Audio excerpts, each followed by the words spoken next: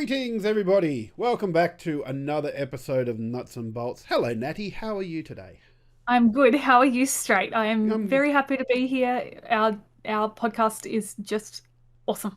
just my chef's kiss. I do I'm love it. I'm Yeah, just celebrating it before we even yeah, start. that's it. But no, it is good though, because you don't see the behind the scenes stuff, but we've been doing prep for a while, and I've just looked down at the clock. We've been doing prep for like 40 minutes. It's like and Oh, just talking about stuff and just having a good time because that's how much we love doing this show. It's so good. well, yeah, Yeah. it's very good that it works out well that we are Mm. actually IRL friends. Yeah. Yeah, that's It it. makes a difference. That's it. You have a catch up and all those good little bits and pieces. But let's not get too much into that. Mainly because I don't want the world knowing what I was getting up to on the weekend just yet. Maybe if I put it on Twitter, But let's get into some esports because we got. Well, it feels like a bit to talk about, but hopefully there's a couple of things that we won't get too. We won't tee off too much about them, hopefully. But we got to get into some LCO results first. And wow, this week of LCO, it's crazy. First of all, Chiefs still undefeated. They have officially locked in their first place. They cannot be knocked out now. I have done such a good job this season, just smashing it out of the Mm. park. They are really, and we'll see how much they've smashed it out of the park over the last few splits as well a bit later on. But I want to talk about peace because I'm not sure what's going on there. Like on Monday night they got beaten by Kanga. That's fine. Kanga, I am so excited for Kanga right now. Like I made a tweet on Monday night after Kanga beat Peace, and it's like it's so exciting watching them play because they've just improved so much, and I really really hope they make the finals. Like because they've earned it. There's the way that they've been playing. Yeah. I think Um, it's easy at the beginning of the season to lose confidence and just drop off if you're not doing well, but mhm, they've recognized, things to improve on and they've been doing it. yeah. But yeah, Peace like. Mm. They could be forgiven losing against Kanga, but then they lost to Mammoth. Like, and full credit to the Mammoth side. I haven't seen that game, so I don't know exactly what went on there. But like, Peace should be expected to beat Mammoth. Like, that's a little crazy. Yeah. It's interesting that Peace have definitely done the reverse of what Mm. Kanga's been doing this season, just slowly dropping down the ladder, which you're assuming something's going on there that we're just not privy to. Yeah. Well, it's funny because they kind of did the same thing last split. Like they came out of the gates really hard and fast, but when it sorry, excuse me. Oh, that's Oh, all right. sorry. Get a bit of frog caught in my throat there. But when it came to the second half of the season, they started sliding a bit, and to the point where they went out in straight sets because I think Order beat them in the lower bracket the first week, and then Pentanet beat them.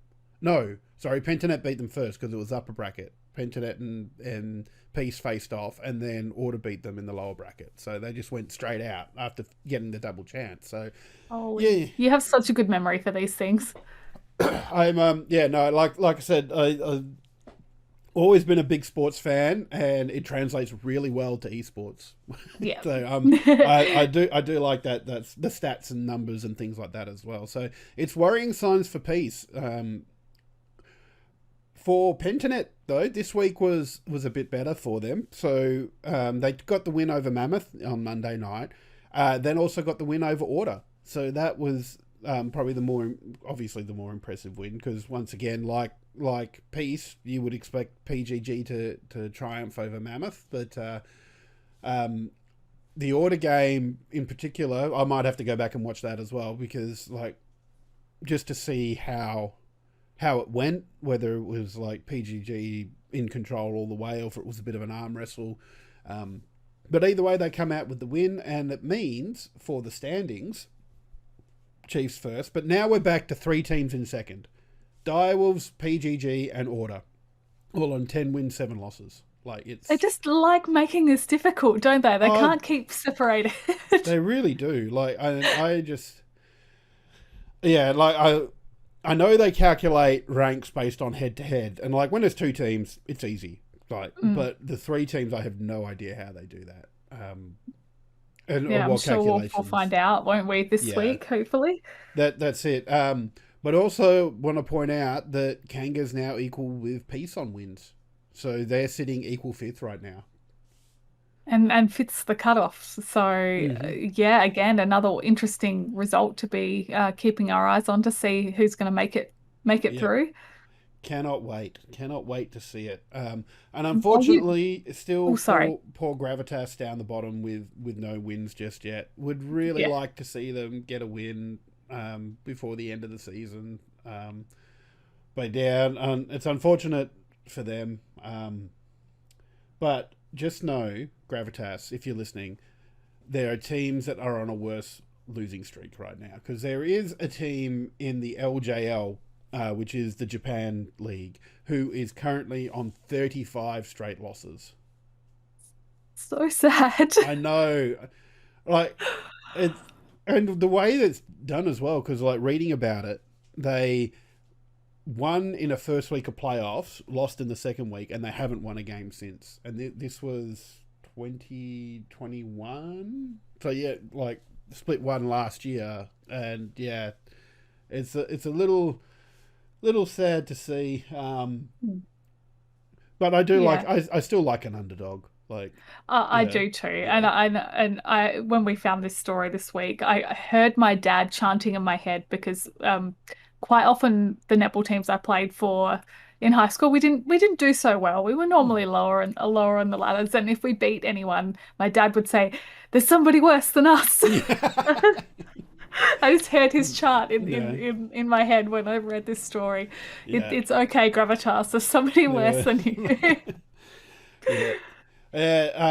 But speaking of some of the better players in the league, so this came from Skimmy's Twitter. Skimmy, one of the casters for the LCO, there. He posted the top five MVP slash player of the game standings and how many times certain players had won that over the last three splits. Obviously, this split's still ongoing, but split two 2021, Lived was the top, who at the time was playing for Chiefs, and split one this year, Rays was the top, had the most MVPs, and he was playing for Chiefs. And at the moment, Aladoric from the Chiefs is sitting at number one, which is a little bit not just impressive but intimidating. I think. I think, yeah, with Chiefs on the run that they're on already, a Mm, stat like this would really be intimidating. yeah. Absolutely. Oh yeah, and it's because what that's so if you think about Aladoric, that's five best best on grounds from 17 appearances. So Hmm. that's getting up to a third of their appearances. He's gotten the best on ground. Well, maybe the people giving the awards are biased. Yeah, maybe they are. Maybe they're getting paid off. Yeah, maybe they see what they want to see. But No, just joking. no, No, no, no, Chiefs no, have definitely yeah. well and earned Oh yeah. those spots. And you can tell as well, like showing the chart that Skimmy put up at the moment, and you can see like Arthur from the Chiefs is there as well with three player of the game standings, and rounding it out, Kisei from Order is second with four, Balkan from PGG with three, and Dante from Direwolves with three. I'm going to assume that there's probably a lot more players on three as well, but that's just where the graph drops out there. Yeah, Um, well, yeah, so that's impressive from Chiefs, and of it course, really is. Yeah. Lived is playing for Kanga now. So that's and he also went as a fill-in player for Order to work to MSI at the beginning of the year too. So he's a good player in his own right. He is. Mm. Yeah, no, those names at the top I think are, well known in the local LCO as Mm. great players and they deserve to be all up the top. I just love the fact that there's two Chiefs players, Mm. as you said, for this season up there. I think it's well deserved. I'm having a bit of a laugh because I just saw one of the comments on this from Chaz, who played with PGG in 2021, and Chaz ended up with four MVPs in Split 2 2021, and his comment is Pabu robbed me one too many times that last year. Uh, Good fun. Good to see those boys are still ribbing each other. it is. Yeah, It is. yeah. Cool. But moving on, we got some Valorant news. So the Valorant VCT Copenhagen major. I think that was it. I think pretty sure I got those words out right, even if they weren't in the right order. Valorant Champions Tour. So that's VCT Stage 2 Masters. Ha, almost there.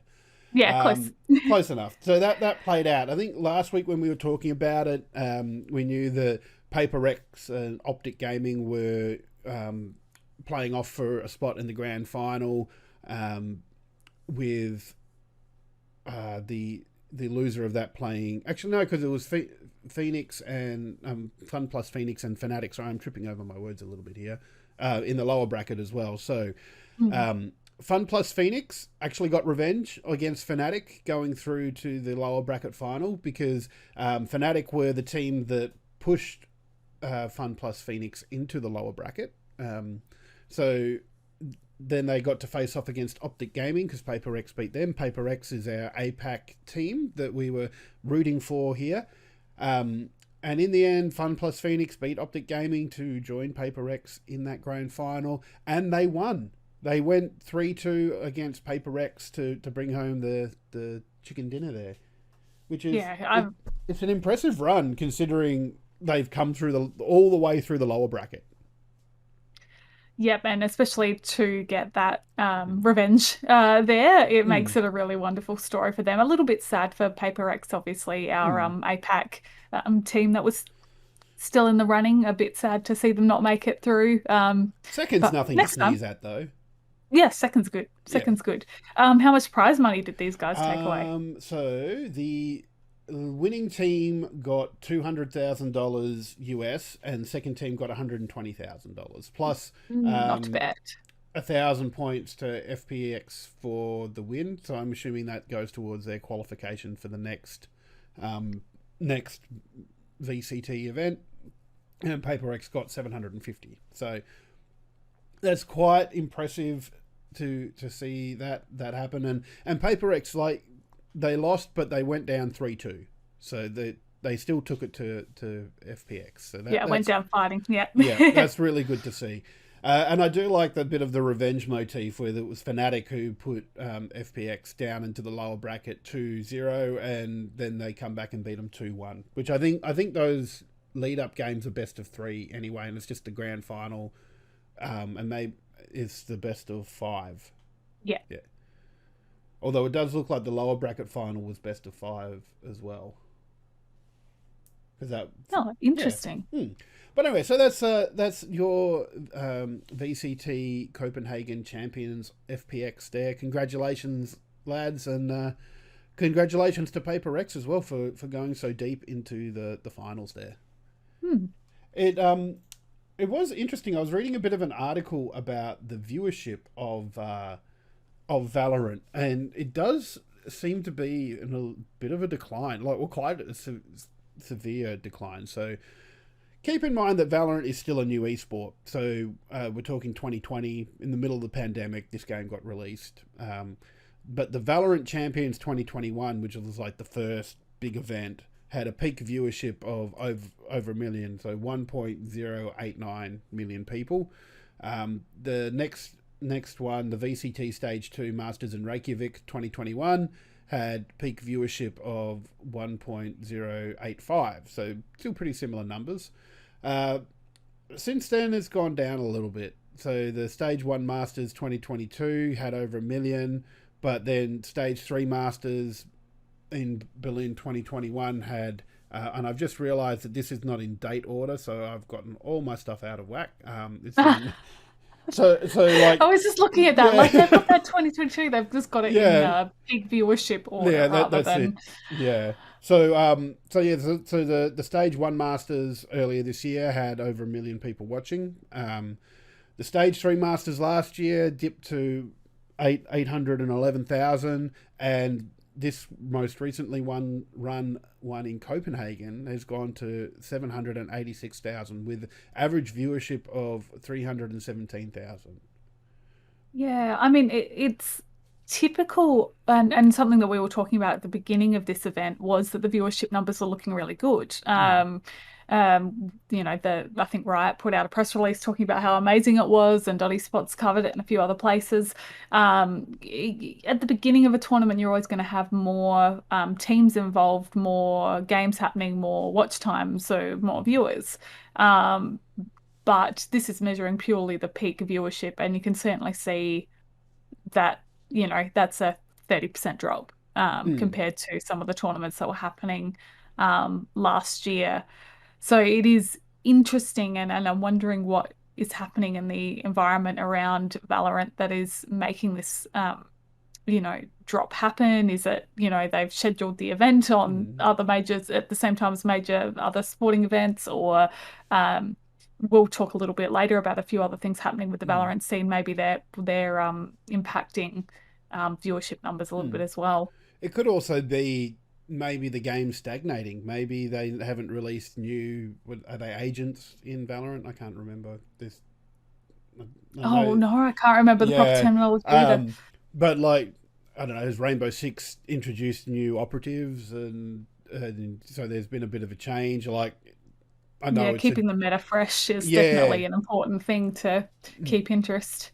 Mhm. That's it. Not just in people playing the game, but to keep the competitive scene uh, super fresh and making things look a little bit differently there. Um, but you kind of alluded to it a little bit earlier as well, in that Riot are kind of changing the model on how Valorant teams operate. So I must admit, I don't quite know how they operate at the moment. I don't know if there's much of a licensing fee that needs to be paid for it, but they're moving away from whatever their current model is to a franchising model, Mm. um, and has meant that there's a few teams that have dropped out.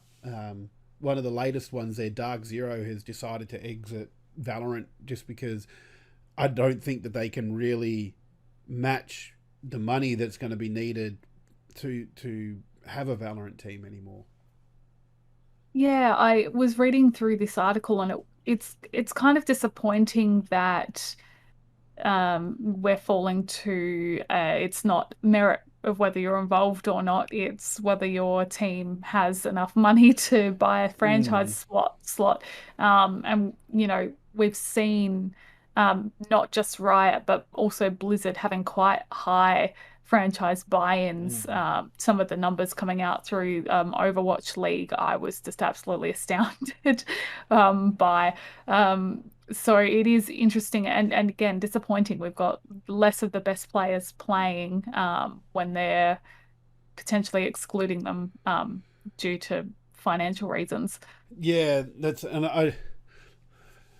It's always a hard one because we talk about like last week we talked about can are esports recession proof, and because Mm, the back end of the game needs to be functional and operating well to be able to keep operating, because if you're running a league at a loss, eventually you're going to run out of money and the league's yeah, just going to fold. So, and I don't know enough about how any sports really, like I get that there's probably a license to buy or to get a team into it, but like at the moment it sounds like this might be a fairly significant shift in how much it's going to cost to operate a team, yeah. I because mean, oh, sorry. I was I just was just, gonna say, because I think I was trying to just have a quick scan through. Oh, here we go. Just found it. So Dark Zero's left.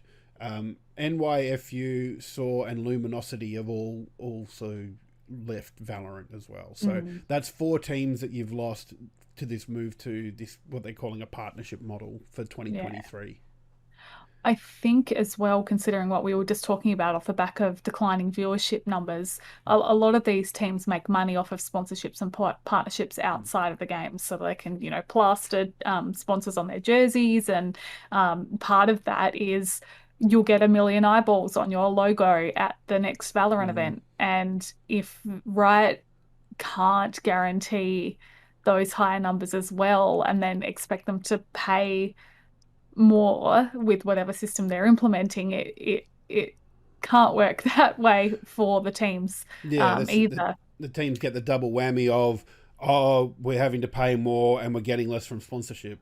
Yeah. Yeah, exactly. Because as a sponsor, you go, well, I'm getting 30% less, so I'm going to pay you 30% less, Mm, if we're going purely by viewership numbers.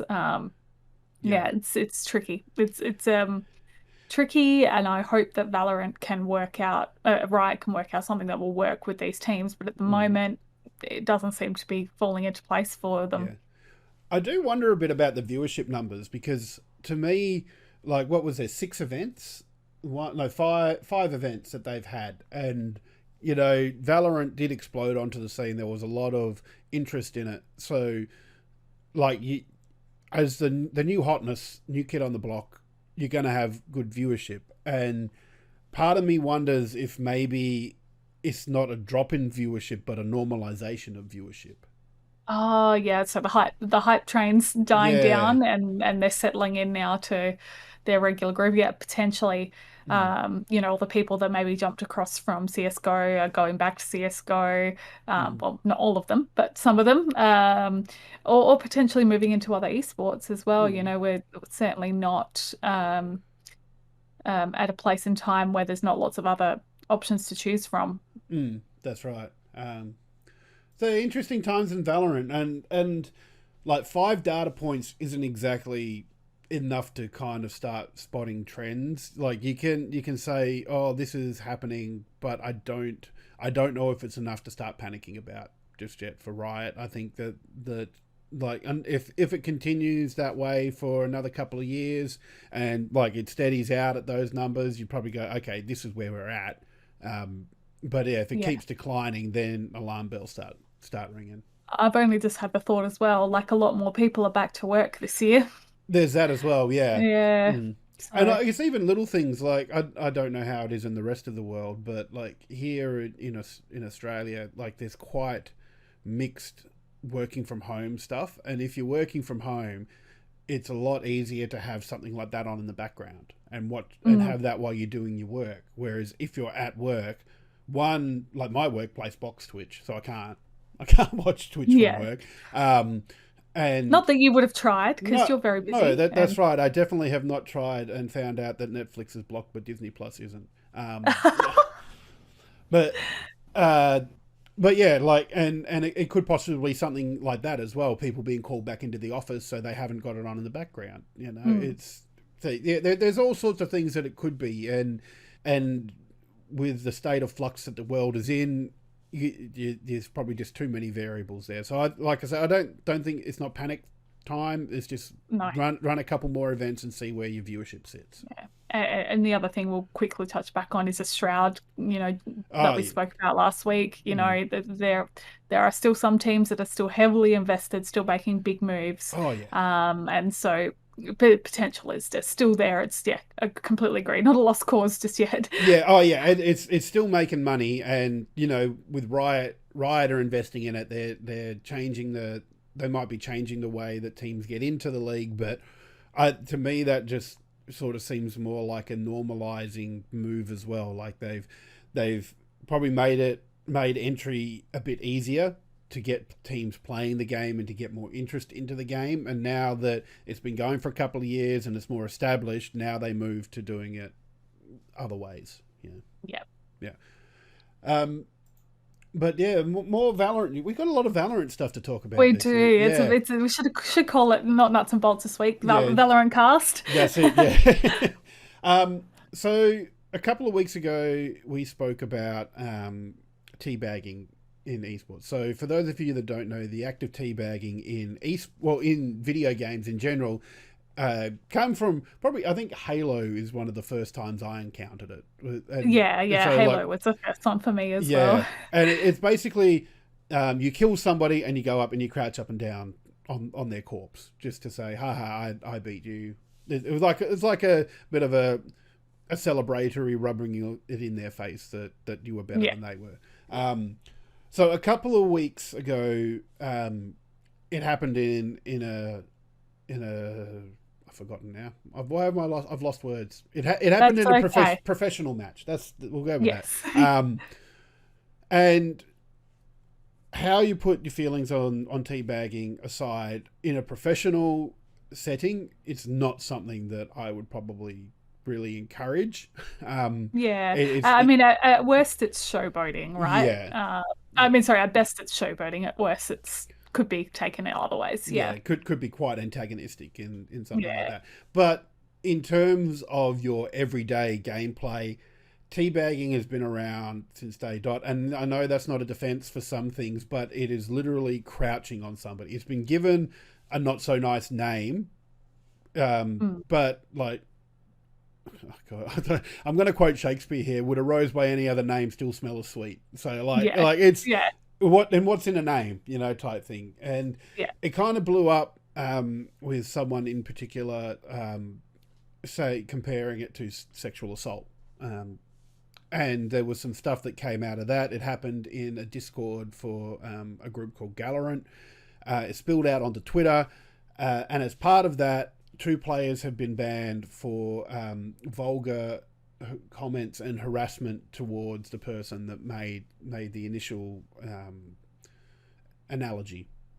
Yeah. So, Yeah, yeah, one's been suspended for 3 months and one's been suspended for 9 months, yeah, for the comments made. So, mm, considering, um, how this all came about and some of the discussions online, Jim and I, we were just chatting about it before. It seems quite harsh, mm, but also the context is going to be different for every person viewing the material. So, yeah, interesting that that's the result that came of the investigations from Riot. yeah. And I do have I must admit I do check myself on this sort of stuff because I'm a middle-aged straight white man. Like, video games are made for me most of the time, and I love seeing the diversity that comes into it, and everybody wants to play. It's just games are for everybody. Yeah. Um, so I do try and check myself sometimes on that, but it's to me this sort of seems like a mountain out of a molehill type thing. Like, yes, it's not a particularly nice thing to do. But in the days of voice chat, there are a lot worse things people can be doing, Mm. and that's not an encouragement of those worst things. People just No. settle down. Yeah, and it's well, I go back a few weeks ago that there was an AFL player who was running into open goal, no one around, and he's turned around and showed the opposition the ball and then kicked a goal, and that's showboating as well. That's just saying, "Ha, Yeah. you can't catch me," sort of thing. And in esports, there's not, or in video games, there's not a lot of outlets for that sort of thing. And I think teabagging is a rather harmless way of doing that.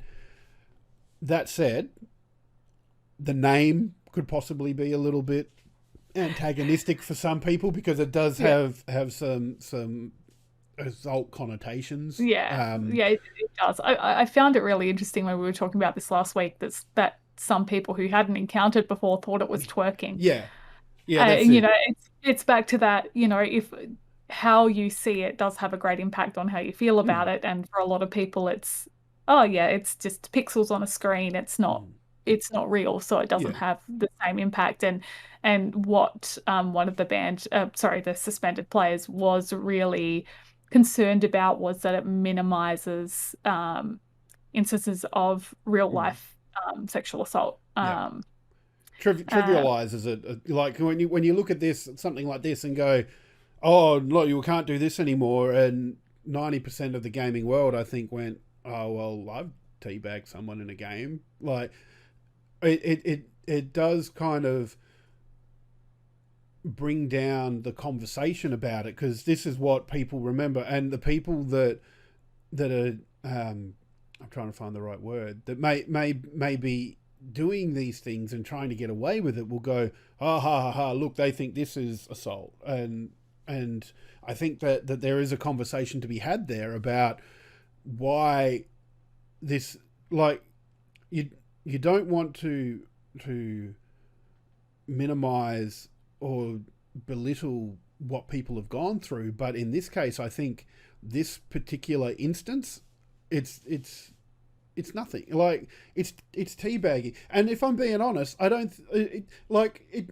teabagging seemed to go away for a long time, and then like all the dude bros playing Halo again sort of brought it back, and it's just like cool. Well, like and everybody had forgotten about it, and it wasn't quite Or like until then. nostalgia tea Yeah, bags. yeah.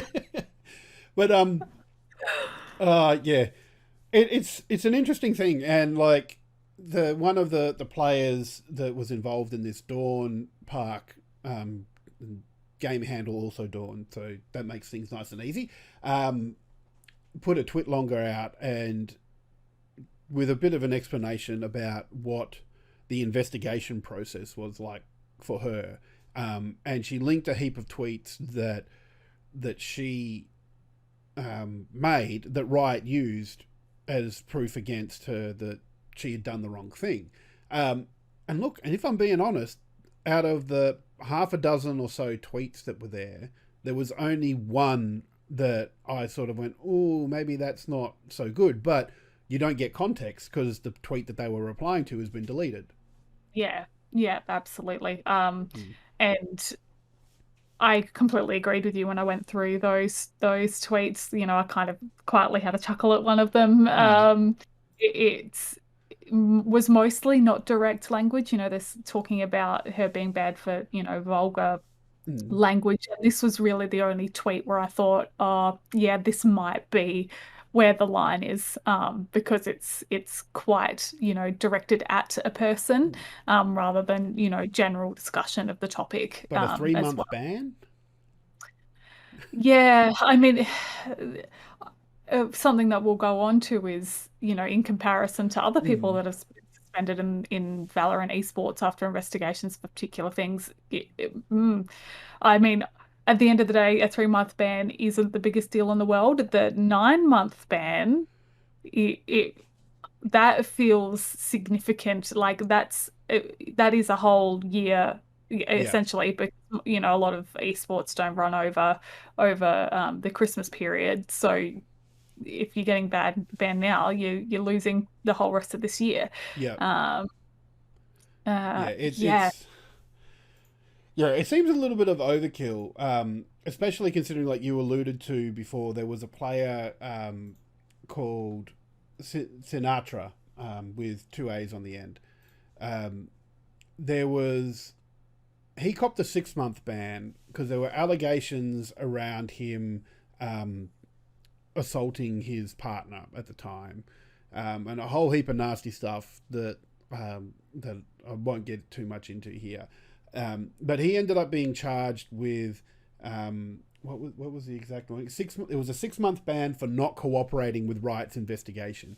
But if you read into it, there was a lot of stuff there that other evidence that was provided that like if it wasn't 100%, it was like 90% that he did this and he copped a yeah, 6 month ban. And compare yeah, that yeah, to someone who's just had half that time for some tweets that really aren't that bad, and a 9 month ban for someone else who I haven't actually seen what they did, but like that's a lot for someone for talking about something that kinda maybe could be interpreted as sexual assault as to somebody who actually most probably did sexual assault. yes, yeah. You know, in my mind, these things are worlds apart. You know, Mm. using the words balls and sack Mm. and, you know, directing them towards somebody isn't nice, but actual behavior towards somebody like this is not okay. And yeah, it's very difficult for there to be a blurring of these lines by Riot for them to say words are more harmful than Yeah. an actual action in that So, direction. see, like the legalese person in there, you're sitting here going, but they didn't say that. They said he got banned for not cooperating with the investigation. So they didn't find one way or the other if he did it. He Yeah, would just gotcha. yeah, he just wasn't cooperating. So yeah, it's a shitty definition, and it pisses me off because when there's that much evidence, even if it's circumstantial, like one bit of circumstantial evidence, fine. A shit ton of circumstantial evidence, you go, if it walks like a duck and quacks like a duck, it's probably a duck. Yeah, Yeah. it's But anyway, Yeah. that's And you've got somebody talking like a duck and somebody acting like a duck, and the person acting like a duck gets a less of a yeah, suspension than somebody talking like a duck. that's right. Yeah, it's very weird. And it's prompted some comments for that. Like particularly, there's Andrew. Speaking of ducks, Andrew Ducky Amos. Yeah, Like one of well-respected esports yeah journalist in Australia. Yeah. one of his comments on Twitter was, "There is no way this suspension is longer than what Sinatra got for failing to cooperate in a major investigation, and the system is flawed." Yeah. And it really is. If when you compare these two bannings, there's really something wrong. Yeah. Like, Yeah. Couldn't agree more with mm, Ducky. He's always got a generally very logical take, and because of his history in esports and journalism, he normally has the information to be making calls yeah, like this. mm, Yeah, 100% agree. yeah, cool. So, want to kind of lighten the mood a little bit here now. So, I think you linked this one to me, Natty, because you're involved with like the MMA stuff in Adelaide there. But there was UK UFC fighter. We're going to play this little bit now for you. So there's some audio here. I'm going to make sure I turn it up a little bit because it's quite entertaining. So this is like a pre-match press conference. So where do you think what do you think he's coming from with this? Is he just trying to get in your head? Is Yeah, he he's trying just to trying to get in my head, being a little weirdo like he is, but no one can out-weird me. I'm weirder than anyone. Is there a chance you twerk over him if he gets I'm gonna knocked? teabag him, lad. I'm gonna teabag him like it's Modern Warfare 2. For the uninitiated at home, what is teabagging? I'm gonna squat as close to his head as I possibly can without the ref shouting at me. Just squat up and down like I'm on Modern Warfare 2, lad. Thank you for clarifying that. Yeah, so for people at home, you would have missed him actually bouncing up and Yeah. down in his seat when he was talking about that. That was it was entertaining, and like we were talking a bit before, and like his accent, it just he sounds like the sort of guy that has gone and bought like a King Brown from an off license and is sitting there drinking it in the park. That's what it kind of sounds like. But like full credit to him, because you know what, he did it. He freaking did it. Like back in the fight, he's beaten who he does, and he's squatted down. Close enough to him that it's yeah. I really appreciated, because a big part of our discussion about this last time we were talking about it was you wouldn't see anybody do this in real life. Yeah. Which we have, but it was also, you could see he was very intentionally not squatting on his face. He was like away from him. The opponent was like sitting up, like he wasn't impeding him from moving or anything. The other guy could easily get out the way. They're a good, like, their bodies were not in the same space. Yeah. Which I appreciated, and I can take it as a joke. I think if he was actually squatting on his face, we would be having a very different discussion. That's it. Yeah, he's just done it in good humor, and like I think a little bit to like when that reporter says, "Are you going to twerk on him?" Going, "No, I'm going to teabag him like Modern Warfare." Yeah, but again, going back to the whole, different languages for different people. Not everybody knows that it's teabag, and certainly what he did, I wouldn't class as teabagging, really. Like it's definitely not. But yeah, we just had to bring that up because we did say it not appropriate IRL, but then we actually see somebody doing it, and you go, okay, the way he did it, that's Thank you, UFC. Thank you. yeah. And I don't know, this is probably going to sound like an overreach in the other direction, because I tend to do that. But, is it still teabagging if you're squatting near the person, even in a video game? Like, does it have to be on their face for it to be teabagging, which was, always the intention, and where the sexual assault component really comes from? That's another line for me, which I kind of go, yeah, if I'm squatting near a player. Yeah. Yeah. Yeah. Well, but lastly, we've got another Valorant. So we feel like the majority of tonight's show has been talking about Valorant. Lots of Valorant. This one, is a very weird one for me, and I'm going to start by the headline, because you found this story, Natty, and I read the headline and I went, so what? Because the headline is just female Valorant team accused of having boyfriends stand in. Oh, hang on, no, I've actually Englished properly now, and the headline makes sense, because like I just sort of read it as female Valorant team accused of having boyfriend in stand, and I'm sitting there going, so fucking what? He was watching her play, but no, what it actually says, I just feel like a big idiot now for no. It's like the actual headline is female Valorant team accused of having boyfriend stand in during online Valorant tournament, when my tongue starts working. Yeah, so that makes a lot more sense as a headline, and I take back everything bad I said about it. That's okay. I honestly, can't believe that this has happened, and there's a lot of evidence to point to the fact that this did happen. Right, they're currently investigating, so next week we'll probably have the result of the investigation. Yeah. We should apparently say this allegedly at some point. Yeah, this has allegedly happened. But similar actions have happened before by this particular player, which is the other, bit of evidence mounting in this. So basically what happened was, during this tournament, this player started to perform really well. They weren't on mic comms anymore. Their key binding changed. And if you look at their stats and their performance during the period where they weren't on comms and had the different key binding, their plays were just significantly better. In the investigation document that's linked, there's lots of screenshots and evidence that Riot will be going through just to confirm whether this happened or not. But what absolutely boggles me, this tournament was to qualify for a LAN event. So what are you going to do at the LAN event? You can't have your boyfriend sub in for you at the LAN event. I'm just imagining, like, what were those movies that Martin Lawrence and I can't remember who else it was, or was it Kevin Hart? Where they dress up as girls and they go and pretend to be high school students or whatever.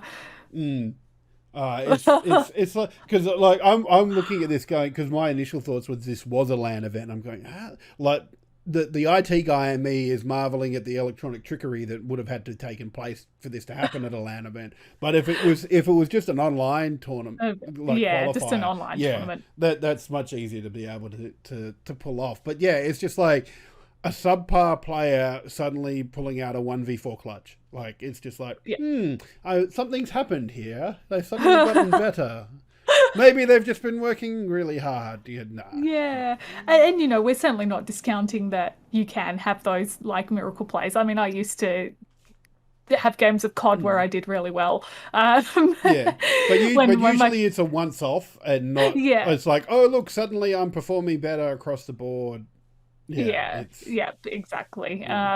So I just, the key binding did it for me. Like, as a pro player, you're not going to halfway through a tournament change your key binding and then change it back. Even stuff like there was a bit in the article from .esports that says the player typically used a dot crosshair. The player typically used the usual crosshair, but the boyfriend uses a dot crosshair, and it's just like suddenly that's changed, and it's like, okay, there's something weird going on here. So, like, yes, there's lots of circumstantial evidence, but it's all mounting up, and it's quite damning, I think. And this is why you would do that, because even if you manage to get into this LAN event, you would be shown the door very quickly. I think the problem would be, because I think even last place at lots of these LAN events get some dollars, and that is definitely a problem. Yeah, it's it falls into that category for me of, those people that use cheats in other online first-person shooters, and Yeah. you just go, why? You're just cheating Mm. yourself. You're making it a bad time for everybody. Mm. You're not actually showing your skill. Well, you're showing your skill at being able to change config, but not at the actual game. It feels frustrating and pointless. And unfortunately, this off the back of all the teabagging stuff as well, the women's Valorant scene is kind of in a bit of disarray at the moment, and Yeah. it's really unfortunate for the top players that are doing the right thing and doing well. Mhm. That all this kind of controversy is coming up over Yeah. this last week. Very much so. Yeah.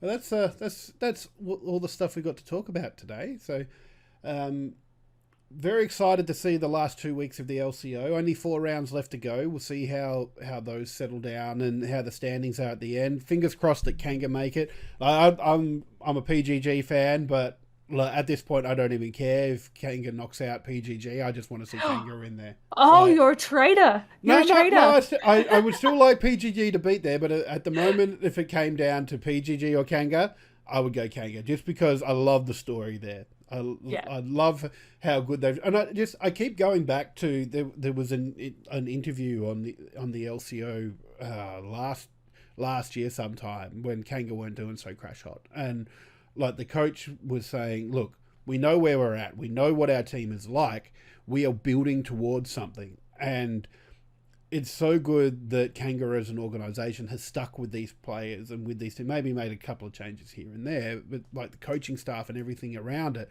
and now they're starting to perform. Yeah. Yeah.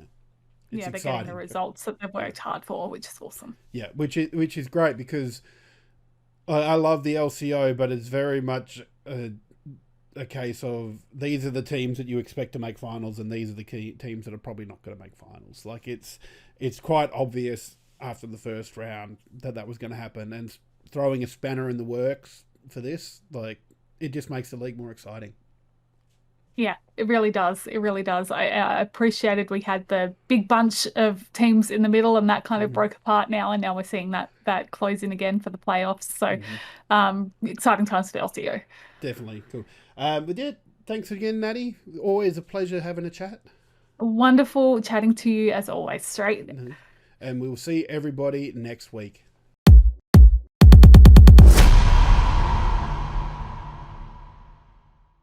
Thank you so much for stopping by to watch this video. If you like what you're seeing, why not check out this video here? Or if you really like us, drop us a subscribe. And don't forget to like and comment as well. Thanks, and we'll see you next time.